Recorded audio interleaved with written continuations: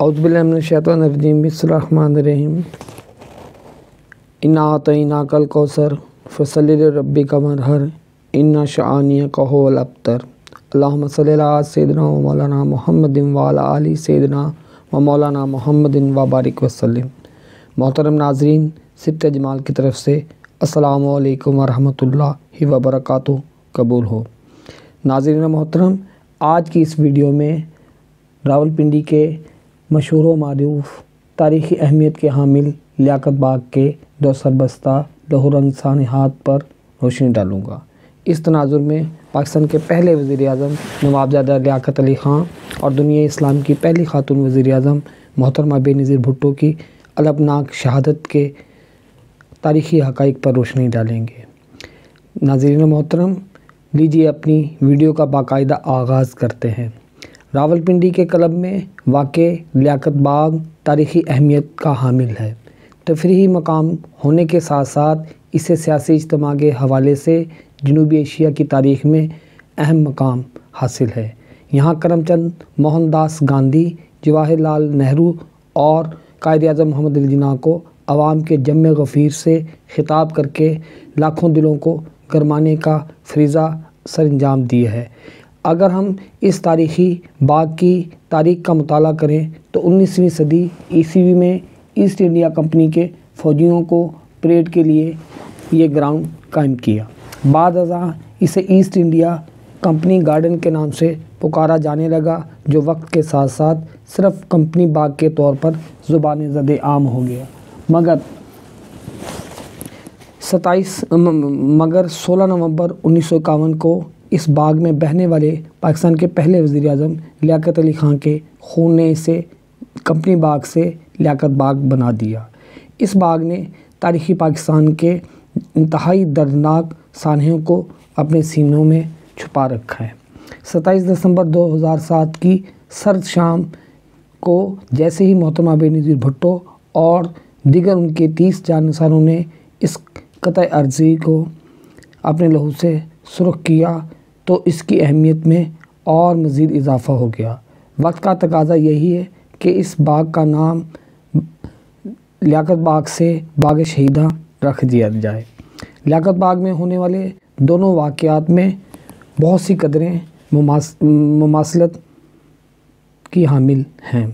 پہلے واقعے میں قائد اعظم کے جانشین نوابزادہ لیاقت علی خان نے جام شہادت نوش کیا، جبکہ دوسرے واقعہ میں قائد عوام جناب ذوالفقار علی بھٹو کی سیاسی جانشین اور ان کی دختر روشن بخت نے اجل کی پکار پر مردانہ وار لبیک کہا تھا۔ مذکورہ دونوں عظیم شخصیات سرزمین سندھ سے مہمان کے طور پر راولپنڈی کی دھرتی پر اس کے غیور عوام سے خطاب کرنے کے لیے تشریف لائی تھیں۔ دونوں عوامی لیڈروں نے عوام کے ایک جم غفیر سے مخاطب ہونے کا شرف حاصل کیا۔ دونوں عظیم شخصیات کے بدبخت قاتل بھیڑیے کے روپ میں اس وقت عوام میں موجود تھے۔ دونوں سانحے غیر ملکی سازش کے پیش خیمہ تھے، جس میں غیروں سے زیادہ ہمارے اپنے ملوث تھے۔ دونوں واقعات کے قاتلوں کو موقع ہی پر اجل نے دبوچ لیا تھا۔ ان دونوں کی سب سے مشترکہ بات یہ ہے کہ برس ہا برس گزر جانے کے باوجود بدستور یہ راز سربستہ ہی ہیں۔ دونوں واقعات کے حقیقی قاتلوں نے اپنے چہروں پر اس قدر موٹے اور دبیز نقاب پہنے ہوئے ہیں کہ جو کسی طور بھی قوم کی نظروں سے آشکار نہیں ہو رہے۔ اگر ہم پہلے واقعے کا تنقیدی جائزہ لیں تو ہمیں بڑے گہرے اسرار اور عقدے ملتے نظر آتے ہیں، جو نصف صدی سے زیادہ گزر جانے کے باوجود ابھی تک نہیں کھل سکے۔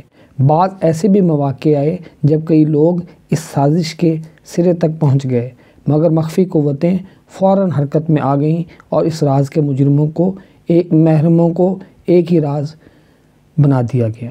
لیاقت علی خان کا قاتل ایک افغانی باشندہ تھا، جو کہ برطانوی حکومت کا ٹاؤٹ تھا۔ اس نے برطانیہ بہادر کی ایما پر افغانستان کے بادشاہ ظاہر شاہ کے خلاف سازش کی، جس پر وہ متحدہ ہندوستان میں جلا وطنی کی زندگی گزارنے لگا۔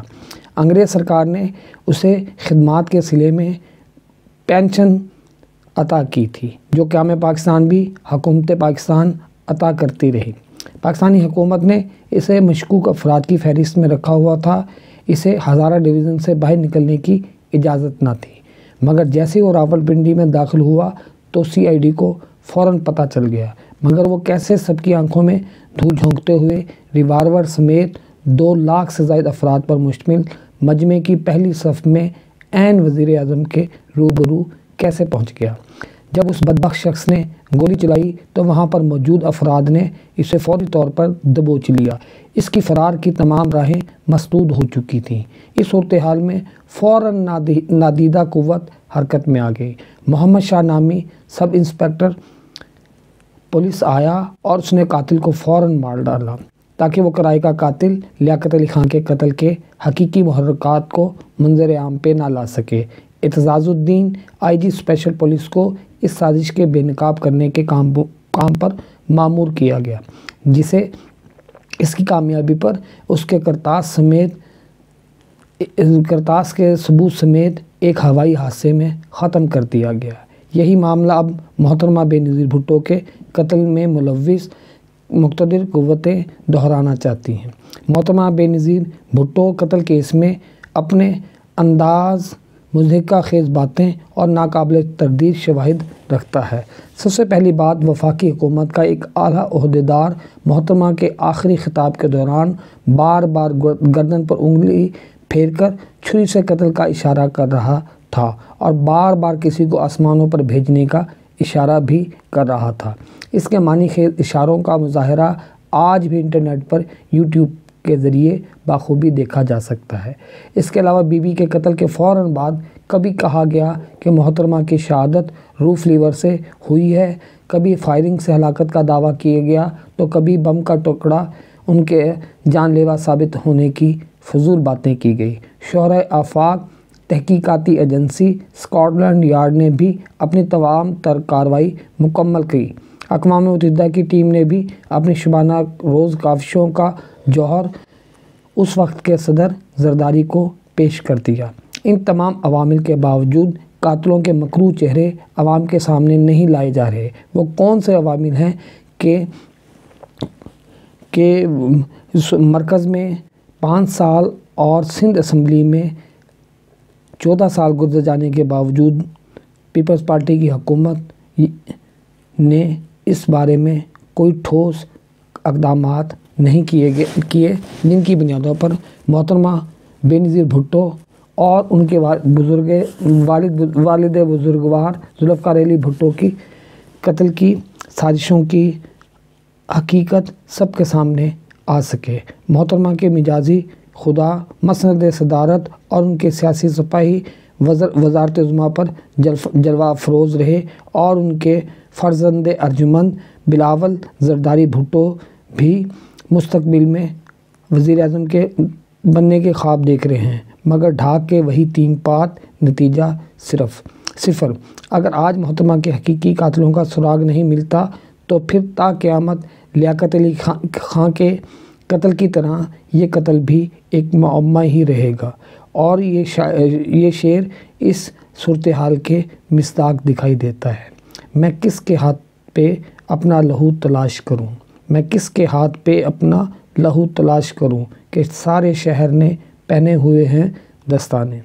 محترم ناظرین، اگر آپ کو ہماری یہ ویڈیو پسند آئے تو اسے لائک شیئر ضرور کیجیے گا، اور اگر آپ نے ابھی تک ہمارا چینل گوشہ جمال کو سبسکرائب نہیں کیا تو فوراً سے پہلے سے کیجیے۔ اللہ رب العزت ہم سب کا حامی ناصر ہو۔ اللہ حافظ۔